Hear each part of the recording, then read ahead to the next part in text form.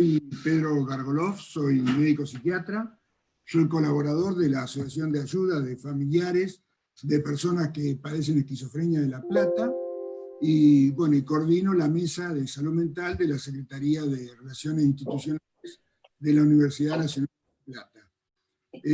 Vamos a proceder entonces a iniciar el 12º Día Mundial de la Salud Mental, que les recuerdo está organizado por precisamente la Asociación de Ayuda de Familiares de Personas que Padecen Esquizofrenia, AAFE de La Plata, y la Mesa de Salud Mental que recién mencioné. Tiene el nombre de 12º por la particularidad de que es un encuentro que se viene celebrando desde que AAFE se creó en el año 2001, ¿no? Ininterrumpidamente desde aquella fecha. Como les dije entonces, está coorganizada por la Asociación Cordobesa de Ayuda a la Persona Portadora de Esquizofrenia y su familia, ACAPEF, y el Grupo de Allegados de Personas con Enfermedades Mentales de San Carlos de Bariloche, GAPEM, y los auspicios de las otras 8 asociaciones de familiares del país: AJUPEF de Jujuy, AMAPEF de Mar del Plata, ANFE de Mendoza, APEF, la pionera y una de las primeras, si no la primera, asociación de familiares del país, APEF, APEMIF de Catamarca, AREP de Tandil, de Provincia de Buenos Aires, ASAPEN de Santa Fe, y Lazo Familiares Pampeano de General Pico. Bueno, entonces, para dar inicio en el desarrollo de esta jornada, voy a hacer una rapidísima presentación. Un segundito que hago entonces compartir pantalla.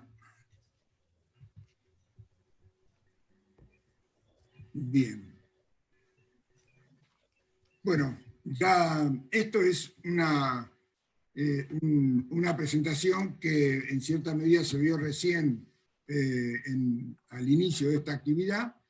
Es el título entonces de esta jornada: la familia como protagonista, crítico, ¿no?, en la recuperación de las personas con enfermedades mentales severas, y la psicoeducación como una herramienta básica que precisamente la capacita para esa función, ¿no?, según las necesidades que puedan tener, no solo como pacientes, sino también y muy particularmente como personas. Bien. Un segundito.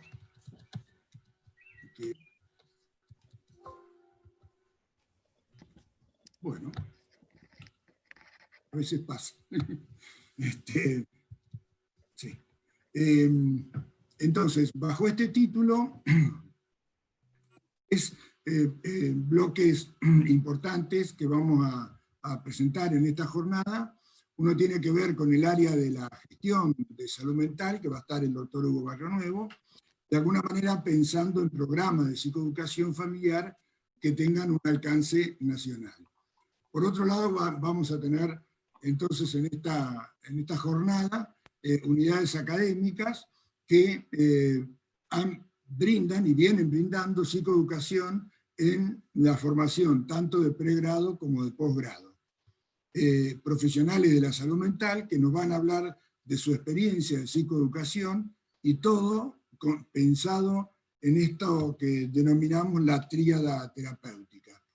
La idea, entonces, cómo a través de esta interacción el equipo de salud mental, el paciente y la familia, en una tarea colaborativa, vamos a concluir en esta deseada y muy eficiente tríada terapéutica, en la cual el concepto de decisión compartida, informada, es una tarea crítica. Las asociaciones que están participando, bueno, ya las mencioné, ustedes las tienen aquí: AFE de La Plata, CAPEF de Córdoba, JUPEF de Jujuy, AMAPEF de Mar del Plata, ANFE de Mendoza, APEF de Ciudad Autónoma de Buenos Aires, APEMIF de Catamarca, AREP de Tandil, ASAPEN de Santa Fe, GAPEN de Bariloche, y Lazos Familiares Pampeanos de de La Pampa. La jornada va a estar estructurada entonces con una apertura, que a continuación le voy a dar la palabra a Alfredo Brunetti, y representando a la Secretaría de Relaciones Institucionales, donde funciona precisamente salud mental, y a continuación Marta Sagastume, que es presidenta de la Asociación de Ayuda a Familiares de Personas que padecen esquizofrenia. Luego vamos a tener la palabra del doctor Hugo Barrenuevo, director nacional de Salud Mental y Adicciones, Ministerio de Salud de la Nación, que se va a referir a los familiares en el proceso de recuperación de personas con esquizofrenia.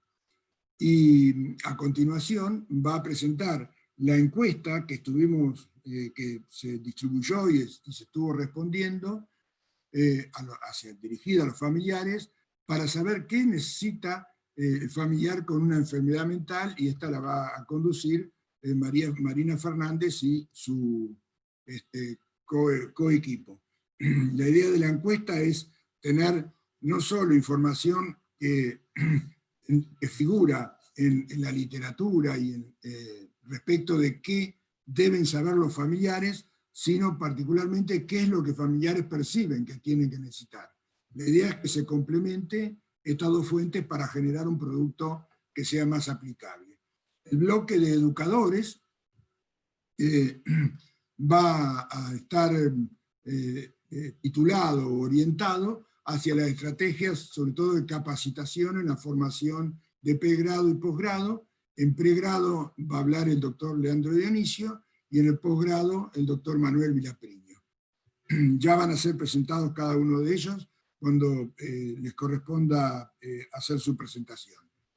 A continuación, las experiencias de involucramiento de los familiares en la atención ambulatoria de los profesionales, María Gesell y Alberto Justo, el licenciado Alberto Justo, y vamos a tener un espacio para preguntas de los participantes. Recuerden que todas las preguntas deben ser hechas por escrito. A continuación, los representantes de los familiares de personas con enfermedades mentales van a referirse a las experiencias de colaboración que han tenido en esto que se denomina el triálogo, ¿no? Este vínculo paciente, equipo profesional y familia interactuando. Aquí van a estar los representantes de AFE, de ACAPEF y de APEF, y de GAPEM. Va a haber un espacio para preguntas de los participantes, y finalmente vamos a cerrar con conclusiones y el cierre de la jornada a cargo del doctor Raimundo Mussolini, de ACAPEF, y Mercedes Guzmán, de AFE. Un último comentario, que después lo van a retomar tanto Marta Sagastume como Mercedes, es este anhelo que se viene incubando desde hace mucho tiempo de acceder en algún momento, de crear en algún momento una asociación de un grado superior de familiares, esto que se denomina Federación de Asociaciones de Familiares, para lo cual se ha venido trabajando entre todas las asociaciones para generar un directorio de estas asociaciones, que permita en un primer momento una red en la cual todos los nodos que la integran, es decir, cada una de estas asociaciones, conozca a las otras, dónde están ubicadas, cuáles son sus datos de contacto, qué días se reúnen, etcétera, etcétera, etcétera, de forma tal de poder interactuar de una manera conjunta, para seguramente en algún momento a futuro llegar a la federación. Bien, una propuesta, antes de darle la palabra al doctor Brunetti, es de denominar a esta jornada por la 12ª jornada por el Día Mundial de la Salud Mental, denominarla al doctor Juan Carlos Martín, que es el que fue quien, bueno, ya vamos a ver en esta jornada, quien ha tenido un paso trascendental, tanto en la Secretaría de Relaciones Institucionales, como muy especialmente para AFE. Bien, bueno, entonces para dar comienzo a la actividad, va a hablar ahora el doctor Alfredo Brunetti. Alfredo, ya te presenté, como él es abogado y tiene a su cargo el Consejo Consultivo de Asociaciones Civiles en el marco de la Secretaría de Relaciones Institucionales, y del cual depende la Mesa de Salud Mental. Alfredo, te escuchamos. Sí, bueno, gracias Pedro, buenas tardes a todos y a todas. La verdad, esto me emociona ver más de 200 personas en esta reunión, y haciendo un poquito de historia, nosotros empezamos en la Secretaría con Juan Carlos Martín, que recién lo veíamos en la pantalla, y armamos los consejos consultivos de asociaciones civiles, colegios profesionales y cámaras empresariales. Del Consejo de Asociaciones Civiles, donde los dos venimos de ese lugar, somos parte de ese lugar, abogados de las federaciones, etc.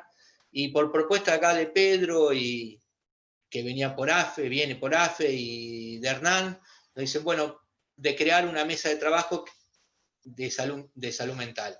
Por supuesto que enseguida con Juan Carlos Martín lo aceptamos y nos pusimos a trabajar, y en realidad consiste en ser el vínculo, nosotros de la Secretaría, de la Dirección, ser el vínculo entre las asociaciones civiles y las unidades académicas. Venimos trabajando con dos temas importantísimos, los más fuertes, que es la prevención del suicidio adolescente, y en este caso con AFE, el Día Mundial de la Salud Mental.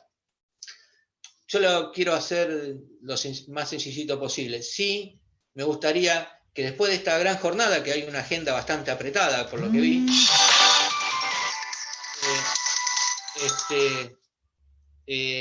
podamos hacer un documento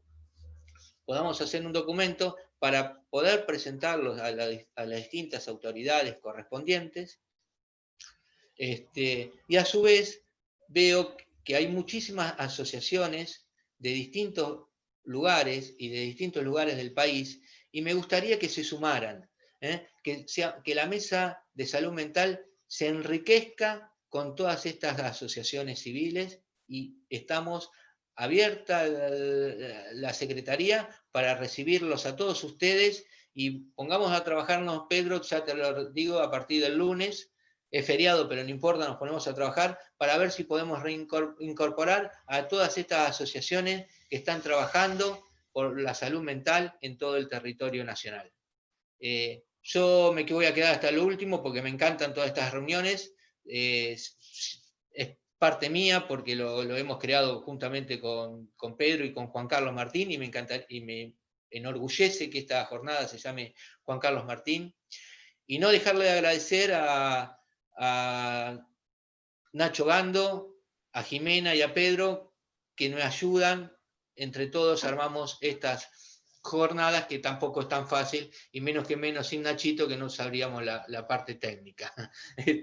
Así que, bueno, los dejo en buenas manos, les deseo una buena jornada, yo voy a estar, y si alguno necesita mi contacto, por supuesto que se lo doy. Yo trabajo todos los días, todo el día, y me gustaría que enriquezcamos la mesa de trabajo con todos ustedes.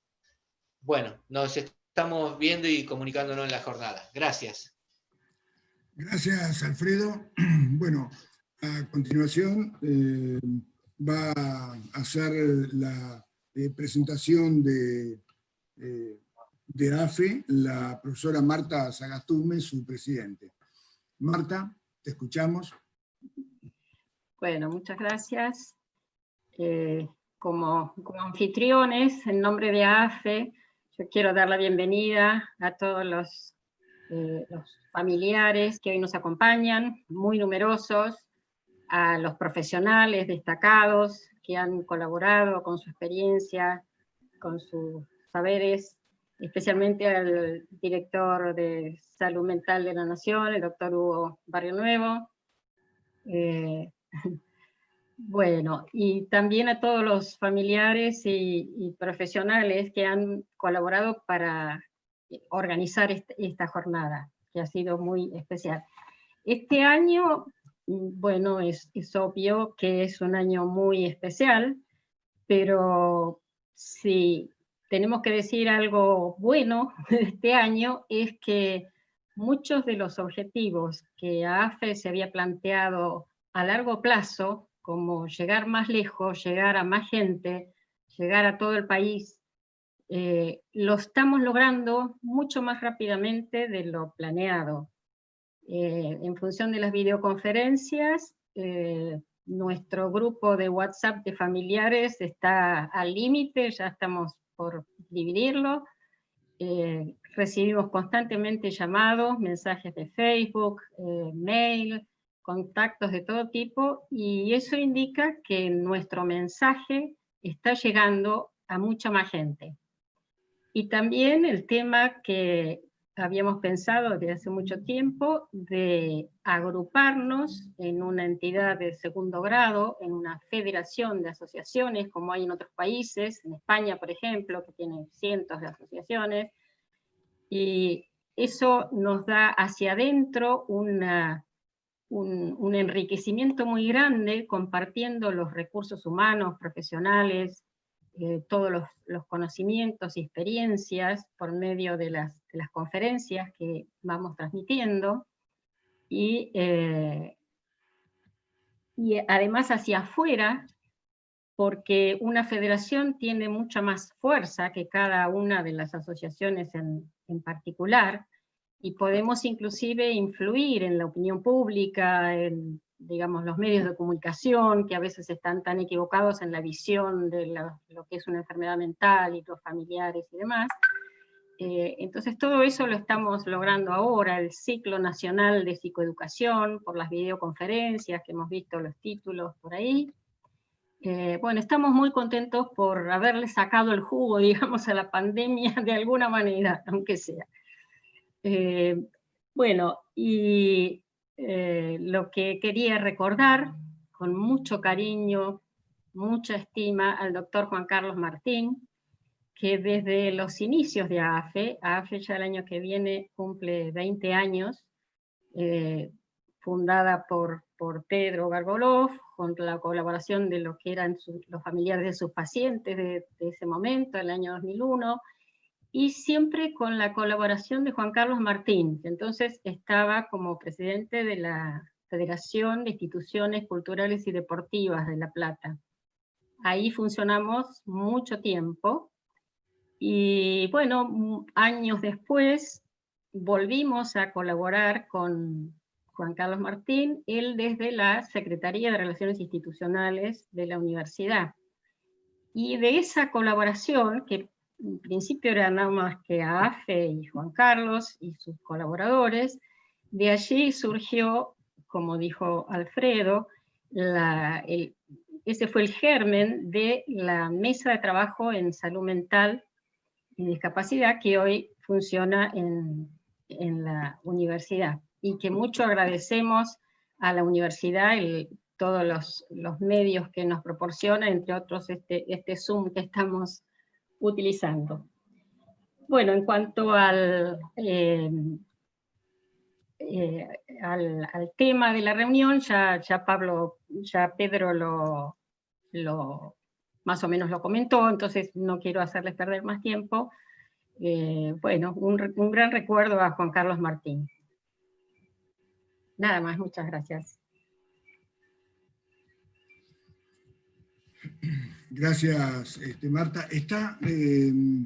Dentro de los participantes se encuentra el doctor Javier Monroy, que es el secretario de la Secretaría de Relaciones Institucionales de la Universidad Nacional de La Plata, que depende de la presidencia, y quería hacer un saludo, por supuesto, con muchísimo gusto, lo vamos a escuchar. Obviamente que para eso hay que habilitar que hable. A ver, un segundito, Javier. Acá está. Ya está Javier con posibilidad de que pueda hablar, ¿eh? Bien, ahí estamos. Tecnología por medio, hemos logrado entrar. Bien. Buenas tardes a todos.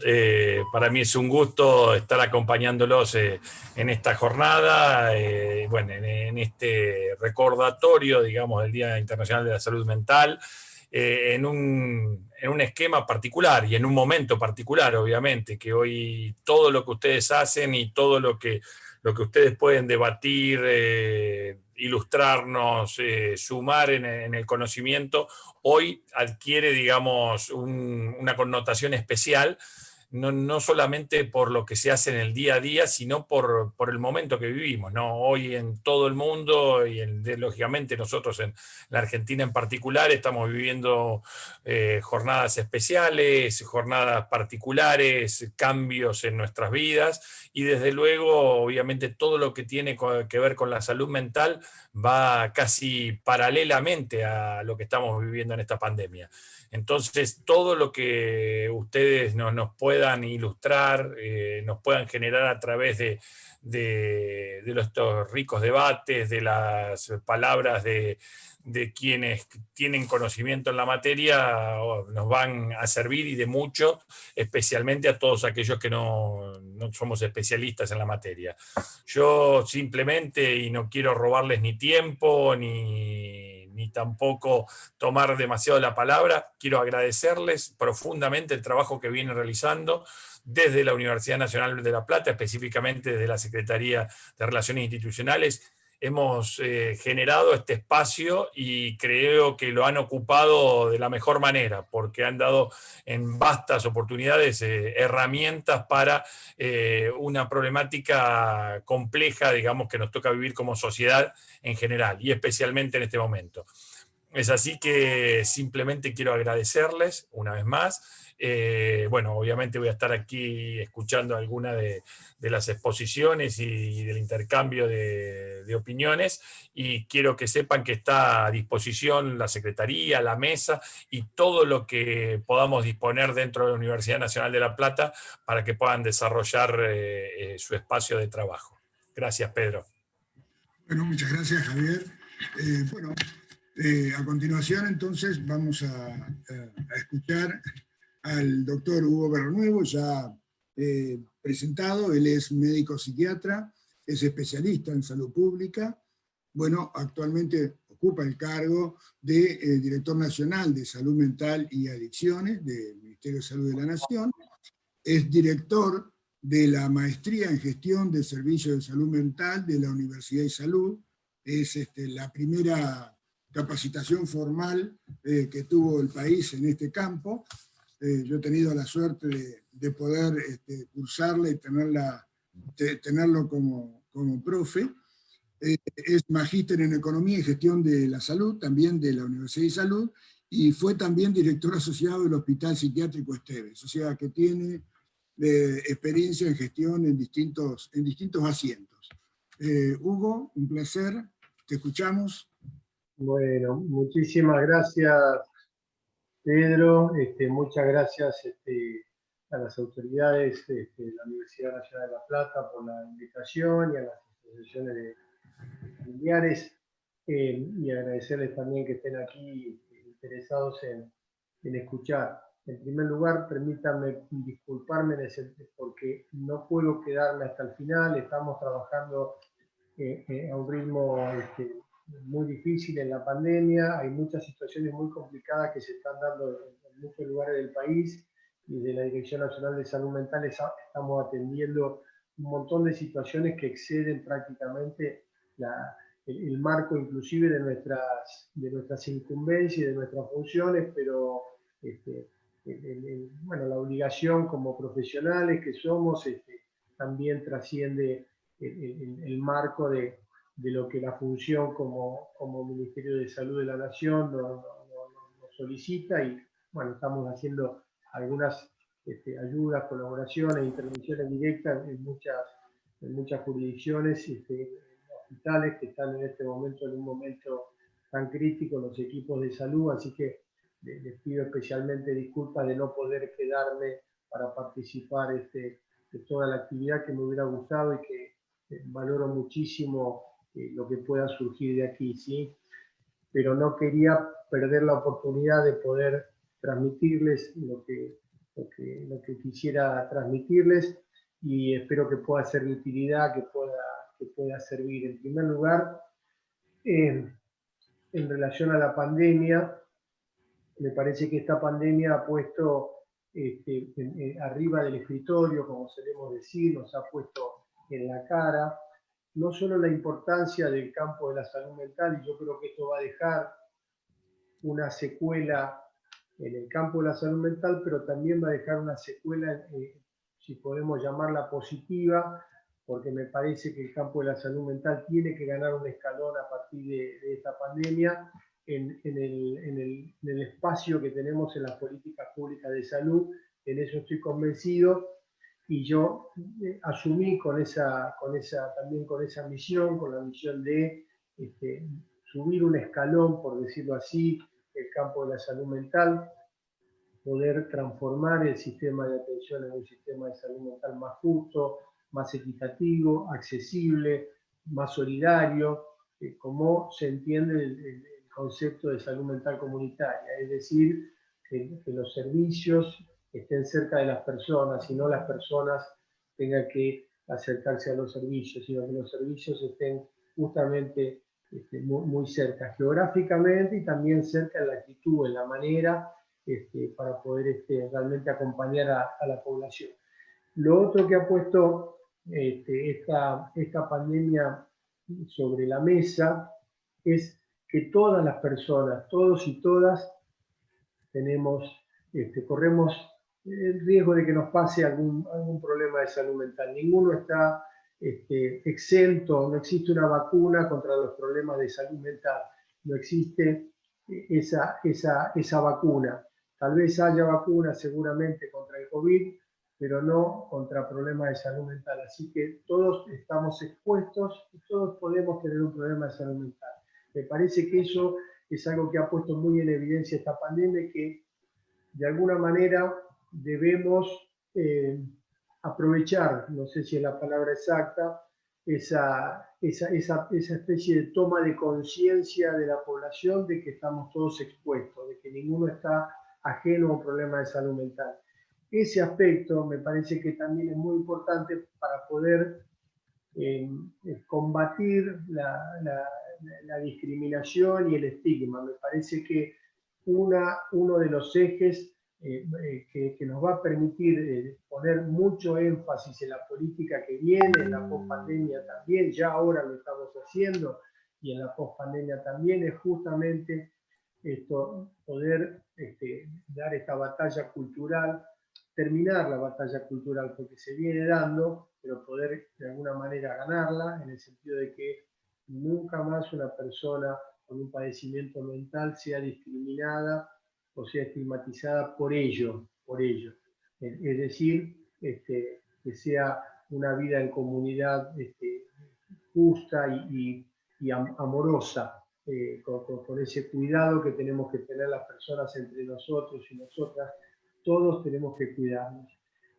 Lo otro que puso, me parece a mí, esta pandemia también sobre nuestras caras, es el riesgo que tuvimos. Ahora tal vez ya nos olvidemos, porque la pandemia, si hay algo que produjo también, es una velocidad de los acontecimientos y una magnitud de los acontecimientos que ha hecho que rápidamente la semana pasada sea una historia ya.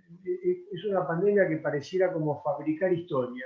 Rápidamente las cosas pasan a estar como muy lejos, pareciera que ocurrieron hace mucho tiempo. Y una de las cosas con las que nos enfrentamos apenas comenzó la pandemia, que además comenzó 2 meses después de haber asumido. Yo me hice cargo en la segunda semana de enero, y la pandemia ya en marzo ya se nos vino encima, y el decreto de aislamiento social preventivo obligatorio es del 20 de marzo, o sea que tuvimos muy poquito tiempo en la prepandemia, pero uno de los primeros riesgos que notamos apenas empezó la pandemia es el riesgo de discontinuidad de los tratamientos. Por eso las 2 primeras medidas que tomamos, que impulsamos, fue justamente para poder que haya reconocimiento a la atención remota, porque en ese momento, ahora a lo mejor ya se nos olvida, pero en ese momento el gran temor era: si no puedo ir de manera presencial, ¿cómo voy a seguir teniendo yo algún tipo de control, de seguimiento, de acompañamiento. Y en ese sentido, si bien lo remoto no reemplaza lo presencial, eso está muy claro, de ninguna manera lo reemplaza, pero también es cierto que si no estuviera la forma remota, también sería una interrupción muy profunda, muy brusca de los tratamientos. Por eso impulsamos el reconocimiento de la atención remota. En ese momento esto nos llevó un trabajo muy importante porque había cuestiones legales en el medio que nos planteaban que si era por un medio, por una plataforma digital, nosotros decíamos no, porque eso no todas las personas tienen acceso, tiene que ser el medio más sencillo que pueda haber y que cada persona pueda aprovechar la forma que pueda para poder seguir en contacto con el equipo profesional. Por eso impulsamos la atención remota, que después salió como una resolución de la Superintendencia de Salud, obligando a las obras sociales y a las prepagas a darle cobertura, más allá de que pueda haber alguna obra social o prepaga que un poco remolona, por decirlo así, pero en líneas generales esto lo hemos conseguido. Y por otro lado, el otro problema que se nos planteó rápidamente era la receta impresa. Era la enorme complicación de la receta en forma impresa, y ahí impulsamos que también logramos que saliera una resolución ministerial, la otra fue de la Superintendencia de Salud, esta fue del ministro, habilitando la posibilidad de hacer receta a través de una foto de WhatsApp, lo cual fue realmente muy importante, y este fue el germen, el puntapié inicial para la ley de teleasistencia que se sancionó, que se discutió en las cámaras. Es decir, esa fue una primera medida. Dos primeras medidas para asegurar la continuidad. Y también capacitaciones masivas a los equipos de salud mental para que tuvieran herramientas de cómo atender en forma remota, cuáles son los obstáculos, las dificultades y las maneras mejores de hacer asistencia remota, que eso no es un conocimiento que los profesionales lo tuvieran adquirido, porque en general la atención en forma remota se hacía de manera intuitiva y se hacía complementariamente y en manera mucho menor.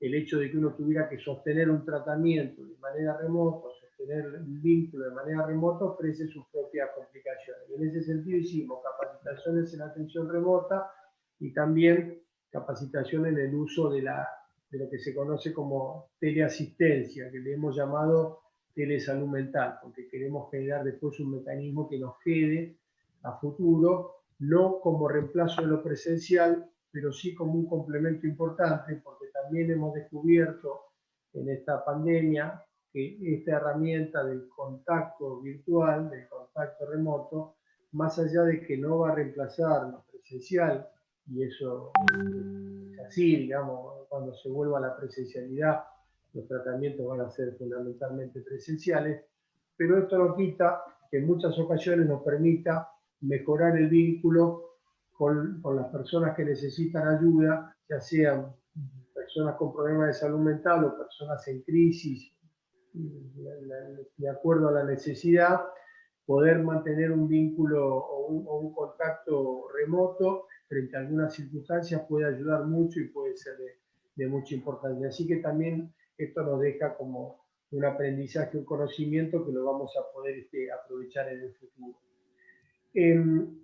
Mañana vamos a presentar, y obviamente están ustedes invitados, vamos a presentar desde el Ministerio un informe de gestión de lo que hemos actuado desde el inicio hasta ahora, un plan, los lineamientos del plan de emergencias y desastres, que va a quedar como un plan para eventuales situaciones que puedan ocurrir en el futuro, ya sean masivas como esta, que esperemos que no, obviamente, pero sí sabemos que nuestro país, como muchos, tiene situaciones de emergencia y desastre en zonas geográficas delimitadas, y también en esas zonas cuando ocurre alguna emergencia y desastre para esa población, aunque sea una pequeña porción de la población argentina, para esa población el problema es el 100%, digamos, ¿no es cierto? O sea que también va a quedar ese plan para que lo puedan aprovechar las zonas que tengan alguna dificultad en el futuro. Obviamente esperemos que no, pero sabemos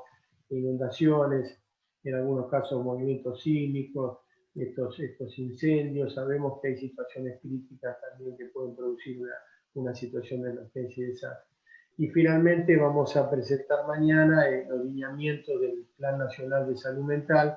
Nuestro país tiene vacante el Plan Nacional de Salud Mental, por hecho en el 2013, ya vencido, y en estos últimos 4 años no se ha implementado ni se ha promovido, así que tenemos la obligación de hacerlo. Y en esa presentación de mañana vamos a presentar, valga la redundancia, las líneas de acción, las principales líneas de acción, que me gustaría adelantarles un poquito ahora, y la metodología de trabajo para construir un plan de salud mental que no solamente sea teórico, sino que sea realizable y sustentable.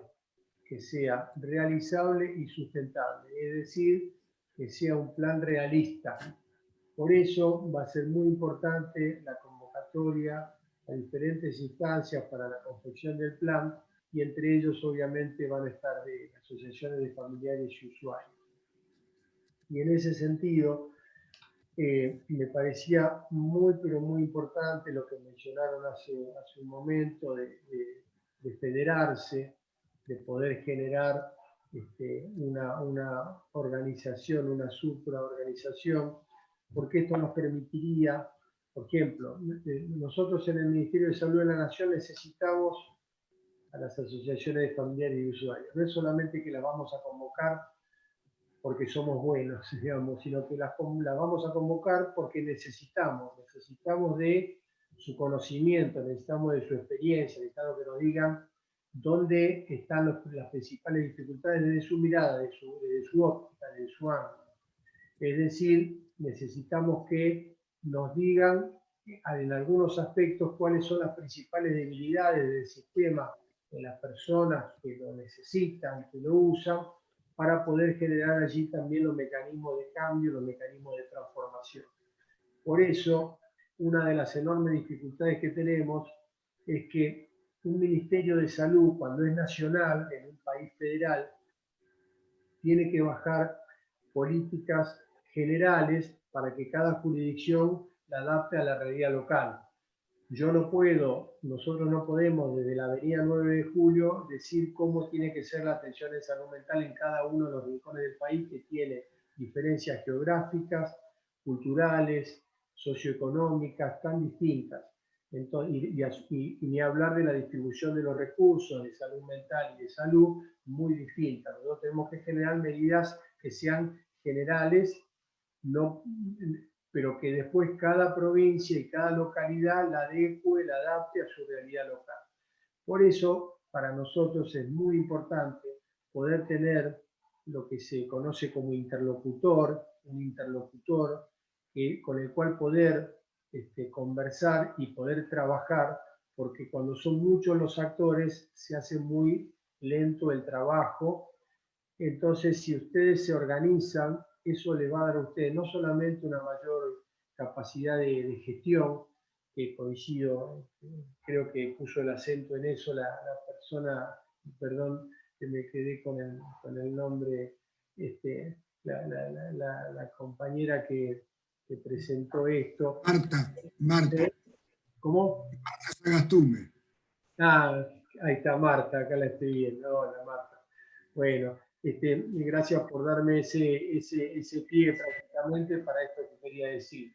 Me parece que por un lado, porque cuando se congregan en una organización, obviamente para organizarse hay que ceder, porque no todas las organizaciones, las asociaciones pueden tener la misma manera de ver el mundo. Somos personas individuales en un punto con diferentes formas de ver, y para organizarse colectivamente, porque la vida finalmente es colectiva, la vida no es individual, es colectiva, pero para organizarse colectivamente uno tiene que ceder a veces a algunas ambiciones individuales, ambiciones me refiero no personales, sino ambiciones respecto al conjunto, ¿sí? Como uno ve el conjunto y otros pueden verlo de otra manera. Por eso es muy importante, para poder organizarse, tener claro que uno va a tener que ceder en aras de un bien común, en aras de grandes objetivos, y esa federación, si ustedes logran armarla, va a ser una federación que va a tener que tener, así como nación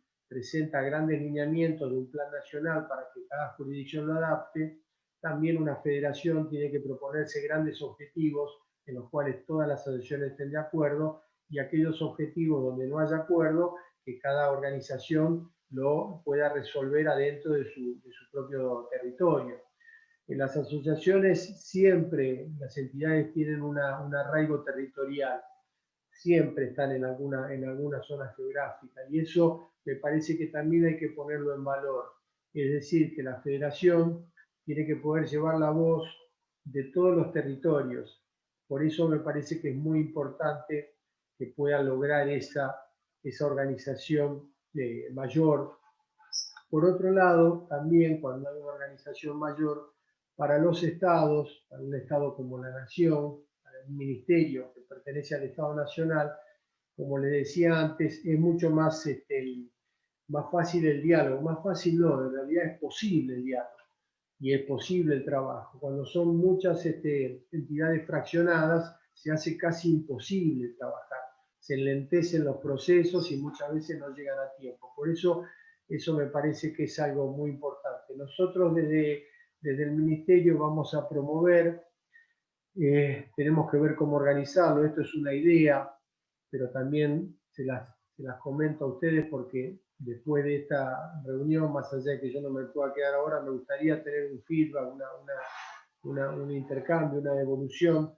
A lo mejor después Pedro puede sintetizarme algunas inquietudes, sugerencias, recomendaciones, preocupaciones, que me las puedan hacer llegar por mail, para poder ir pensando nosotros cómo poder organizarnos mejor y dar una respuesta. Pero es muy importante poder tener nosotros un interlocutor. El desarrollo de un trabajo territorial también implica que cada jurisdicción, por ejemplo, les cuento un ejemplo para ver si esto sirve.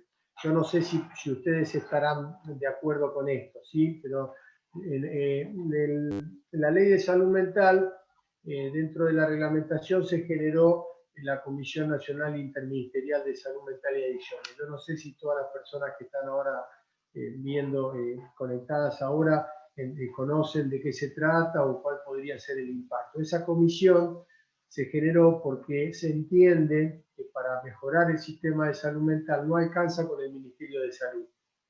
Se entiende que mejorar el campo de la salud mental requiere de otros actores. Esto es lo que se llama intersectorialidad y también interdisciplinariedad. Entonces, en la Comisión Nacional Interministerial de Salud Mental y Adicciones funcionó unos años con los Ministerios de Educación, Desarrollo, Trabajo y el Ministerio de Salud. Esa comisión en el año 2016 fue degradada, pertenecía a la órbita de la Jefatura de Gabinete de Ministros, lo que sería hoy Cafiero, ¿sí? Tenía ese rango tan importante. La preside el Ministerio de Salud, pero está en la órbita de la Jefatura de Gabinete del mismo presidente de la Nación. Se lo degradó y se la bajó a depender del Ministerio de Salud. Y después el Ministerio de Salud se degradó a Secretaría de Salud, con lo cual perdió fuerza. Si en el 2014, 2015, a esas reuniones iban autoridades con capacidad de decisión de esos ministerios, a medida que esto se fue cayendo, dejaron de ir y empezaron a ir funcionarios sin capacidad de decisión, y se desvirtuó, se adelgazó, se ablandó su capacidad de acción. Nosotros a fines de febrero elevamos un nuevo proyecto que está ahora ya cerca de salir, para que el presidente firme un decreto, el presidente de la Nación, para que vuelva a la jefatura de gabinete de ministros, y a su vez incorporamos 2 ministerios nuevos, que son el Ministerio de Hábitat, de Desarrollo Territorial y Hábitat, porque una de las cosas que vamos a necesitar para el proceso de desinstitucionalización de aquellas personas que no tienen familia o que no tienen posibilidad de vivienda es justamente las viviendas. Entonces, incorporamos ese ministerio que ya aprobó el expediente, ya estuvo de acuerdo, y el Ministerio de las Mujeres, género y diversidad, para darle un enfoque de género justamente a las políticas de salud mental. Ese ministerio también aprobó la convocatoria, aprobó el expediente, lo aprobó ya Educación, Desarrollo Social, y está en la última instancia, que es el Ministerio de Trabajo, en una última oficina del Ministerio de Trabajo, para que ya vaya a Presidencia y se firme. ¿Por qué digo esto? Porque nosotros estamos promoviendo que las provincias también hagan lo mismo, que hagan comisiones provinciales interministeriales, de manera tal de que en cada provincia también las direcciones de salud mental puedan interactuar y puedan tener herramientas y recursos que colaboren y provean los otros ministerios. Imaginan la importancia del Ministerio de Educación en salud mental. Está de más decir, desarrollo social, y ahora cuando pase la pandemia, con el enorme daño socioeconómico que va a dejar la pandemia, después de haber recibido un país también con un enorme porcentaje de pobreza y de exclusión, entonces desarrollo y trabajo ni hablar, porque si hay alguna de las dificultades tan importantes que tienen muchas de las personas bueno, sus familiares y muchas de las personas que están todavía internadas, y que si en algún momento pueden volver a vivir en comunidad, es la necesidad de insertarse laboralmente. Así que promover eso es fundamental, y algunas jurisdicciones ya empezaron a trabajar. Digo esto ¿por qué? Porque también me parece a mí que las asociaciones podrían nuclearse alrededor de una jurisdicción. Es decir, tener grupos o asociaciones que tengan una fuerte raigambre provincial, que tengan construir un canal de comunicación muy potente con las direcciones de salud mental de las provincias. Uno de los ejes que nosotros estamos comprometidos a trabajar con las provincias es justamente eso, es que puedan abrir canales de comunicación, más allá de que cada jurisdicción tiene distintos estilos o maneras, pero me parece que esto va a haber que formalizarlo, que no quede solamente sujeto a la voluntad del funcionario de turno, sino que haya canales que trasciendan los gobiernos y que trasciendan al director de salud mental de turno, que me trasciendan a mí, que trasciendan al director de salud mental de la provincia A o B. Entonces me parece que en ese sentido, si ustedes pudieran generar entidades que conglomeren a las entidades provinciales, a lo mejor en una provincia hay 2, 3, yo no sé todavía cómo están organizados. Por eso, lo que les decía es que la idea es poder generar adentro del Ministerio de Salud de la Nación un registro de entidades, de asociaciones, si a ustedes les interesa, obviamente, que nos pueda dar a nosotros una agenda, que nos pueda tener hasta que ustedes puedan construir esa federación, pero que por lo menos nos permitan a nosotros tener por lo menos los correos electrónicos para poder convocarlos, aunque no podamos convocarlos a todos, no sé, después veríamos la manera, pero tener un canal de comunicación que sea ágil, que ustedes nos puedan escribir un correo, que puedan comunicarse. Nosotros vamos a trabajar, estamos rearmando equipos de la Dirección de Salud Mental que estaban desarmados cuando asumimos, ya hemos armado varios, y uno de ellos que tiene que ver justamente con la adecuación del sistema de atención, podría ser un equipo con el cual las asociaciones de profesionales, las asociaciones de familiares o de usuarios puedan interactuar para poder tener nosotros la mejor información. Un problema gravísimo que tenemos en el Ministerio de Salud, que es histórico, es necesitamos información continua. Nosotros, se hizo un censo en el año 2018, pero es solamente de personas internadas, y eso no nos alcanza. Nosotros necesitamos tener información de dos tipos, de dos naturalezas. Por un lado, saber qué necesitan las personas, cómo va cambiando la necesidad, porque lo que se necesita en el 2021 no es lo mismo que lo que se necesitó en el 2018. Lo que se va a necesitar en el 2021 y no sabemos exactamente qué. Podemos intuir, podemos estimar, pero esa es una estimación, después necesitamos la realidad. Entonces esa es información que a nosotros nos cuesta mucho obtener, nos cuesta mucho, y queremos tenerla y no nos cuesta horrores. Entonces podrían ser ustedes una fuente muy rica de información para nosotros, en lo que se conoce como vigilancia epidemiológica en salud mental. Pero más allá del término así tan técnico, vigilancia epidemiológica en salud mental es saber qué le pasa a la gente, qué le pasa a las personas este mes, el mes que viene, el otro mes, no qué le pasa este año. Nosotros, por ejemplo, la tasa de suicidio que tenemos es del año 2018, porque la información demora ese tiempo, tenemos que construir información más rápida, necesitamos información del mes pasado, de ahora, porque si no actuamos siempre tarde. Y esa es muy difícil, porque es muy difícil tener información rápida. Pero sin embargo, en el país la información está, porque los profesionales escriben, anotan, hacen historias clínicas, mejor o peor, no importa, pero producen información, con mayor o menor calidad, pero hay mucha información y nos es difícil obtenerla. Y también la información de cómo los familiares y los usuarios ven. No podemos, digamos, se hace muy engorroso hacer una encuesta por año y no nos da información rápida. Entonces, nosotros tener un canal de comunicación para nosotros es vital.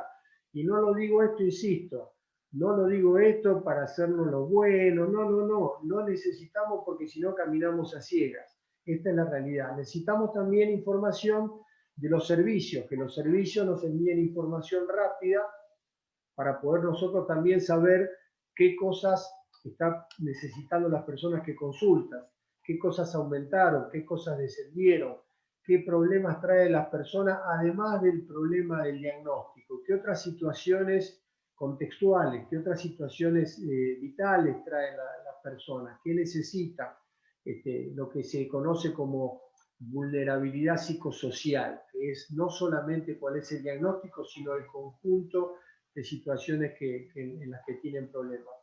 Por eso es muy importante. Y la otra información que estamos construyendo es la de recursos. ¿Dónde están los recursos en salud mental? ¿Cómo están distribuidos geográficamente? Para poder después saber dónde hacen falta. Porque nosotros no podemos promover el desarrollo de recursos si no sabemos bien dónde es que están faltando y qué tipo de recursos, qué características. Por eso también esa es una información que también es importante, porque ustedes son un recurso para nosotros, para mí, que estoy en el Ministerio de Salud. Las asociaciones de familiares, las asociaciones de usuarios son un recurso. Son un recurso que me permite, por un lado, como dije recién, tener información de primera mano, saber qué necesitan, y por otro lado, porque también tienen capacidad de acompañamiento, tienen una enorme capacidad de contención, una enorme capacidad de alojamiento, que es altamente probable que esté subaprovechada.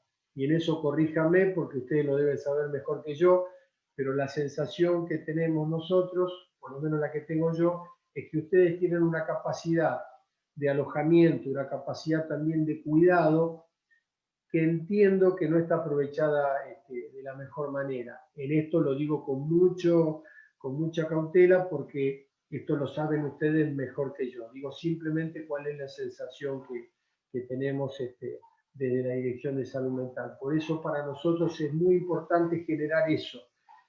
Y eso después termina siendo la red. Cuando uno habla del trabajo en red y la red, finalmente es eso, es el entrecruzamiento de muchos actores, como se le dice ahora, de actores sociales, que son el Estado, obviamente, con sus obligaciones, el Estado nacional, los estados provinciales, los estados municipales, pero también los actores de la sociedad civil, las organizaciones, que tienen un valor incalculable porque tienen una capacidad de acción, tienen historia, tienen una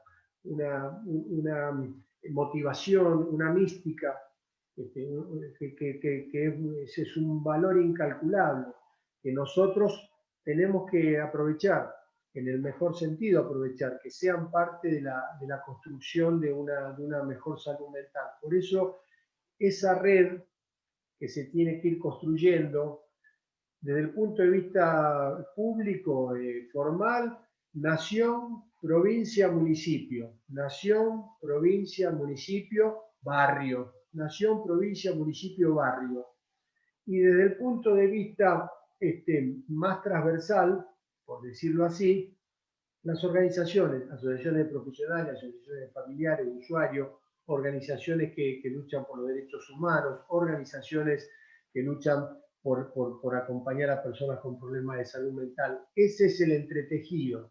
Y el trabajo nuestro va a ser a ese entretejido agregarle otros entretejidos, como por ejemplo, qué podemos, cómo puede contribuir la Agencia Nacional de Discapacidad. Ahora estamos empezando un diálogo con el ANSES para ver en qué puede colaborar el ANSES para el acompañamiento de las personas, con el CEDRONAR, para las personas que tienen problemática de consumo. Esta es la red. Y yo insisto que el concepto de red tiene que ser el concepto de, no el concepto teóricos, técnicos, científicos, si quieres llamarlo, sino más llano, una malla por debajo de la cual nadie se caiga. La red tiene que ser eso, tiene que ser una especie de telaraña benigna, que todo quede por arriba de la red, que ninguna persona se caiga desde abajo de la red, es decir, que ninguna persona se caiga, ninguna persona, todos tienen que estar por encima. Eso es, a nuestro entender, el concepto de inclusión social. Estoy, me parece, en el tiempo, Pedro, me disculpo si me extendí. No, al contrario, ha sido... Me entusiasma hablar con ustedes, no sé por qué. Bueno, precisamente por eso fuiste invitado, que nos conocemos desde hace mucho tiempo, hemos tenido algunos proyectos en común, recuerdo la incorporación de la psicoeducación en ¿no? Así que, pero bueno, gracias, Hugo. Realmente la información que nos has dado es sumamente útil. Vamos a ir procesándola y seguramente entre las distintas asociaciones vamos a ir dando algunas respuestas a lo que has venido planteando. Agradecemos mucho y por supuesto esta vocación que tenés, que la has manifestado para compartir con nosotros tus pensamientos, seguramente la vamos a aprovechar en no mucho más tiempo en otro encuentro con vos.